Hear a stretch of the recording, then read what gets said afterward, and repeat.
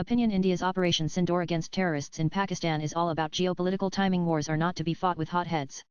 They are won with cold precision and planning, and timing is paramount. India's first military response to the Pahalgam Islamic terror attack on April 22, in which non-Muslim tourists were screened and massacred, came whistling through the night breeze in the shape of missiles in the wee hours of Wednesday. 9 terror camps in Pakistan-occupied Jammu and Kashmir and Pakistan's Punjab province have been pulverized. Mood. Here is the timing. The Indian counterstrikes come at a time of a Trump tariff-induced uncertainty and hectic global trade deals to tide over it.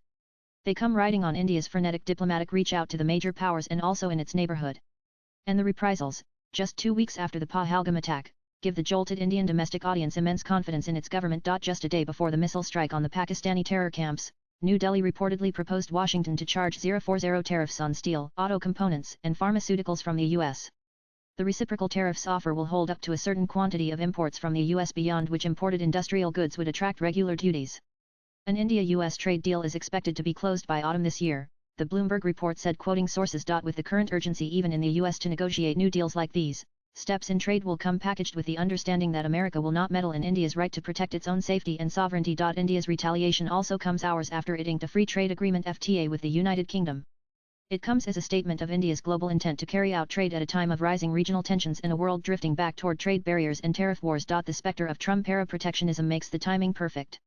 British automobiles, whiskies, and machinery will gain, while Indian exporters get better access to UK markets for garments, leather goods, jewellery, and food products. More importantly, the FTA binds India and the UK in a closer embrace and makes it difficult for one to work against the other's interests. The response of Russia, perhaps India's closest global ally, was initially confusing. Right after the April 22 attack, Russian Foreign Minister Sergei Lavrov called both Indian External Affairs Minister S.J. Ishankar and Pakistani Foreign Minister Ishaq Dar and asked them to resolve disputes through political and diplomatic means.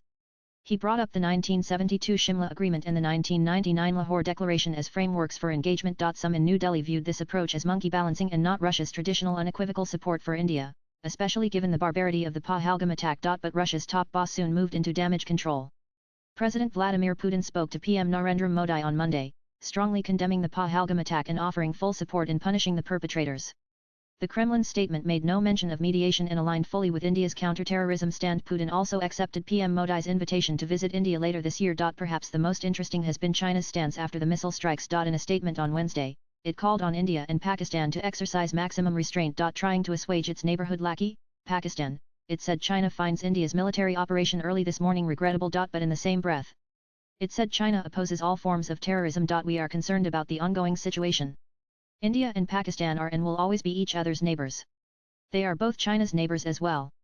We urge both sides to act in the larger interest of peace and stability, remain calm, exercise restraint and refrain from taking actions that may further complicate the situation, read the Chinese Foreign Ministry statement, pulling China subtly and deftly out of a partisan commitment. India and China have been silently and gradually coming closer since the Galwan skirmish. Diplomatic backchannels have been extremely busy. China wants trade with India to partly offset the effect of Trump tariffs.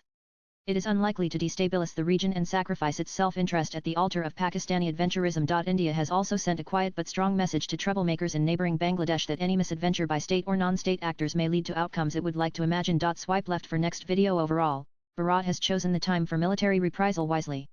Whether it snowballs into much bigger geopolitical changes in the region is to be seen. Abhijit Majumdar is a senior journalist.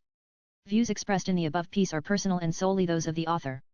They do not necessarily reflect NEWS18's views. Latest blogs.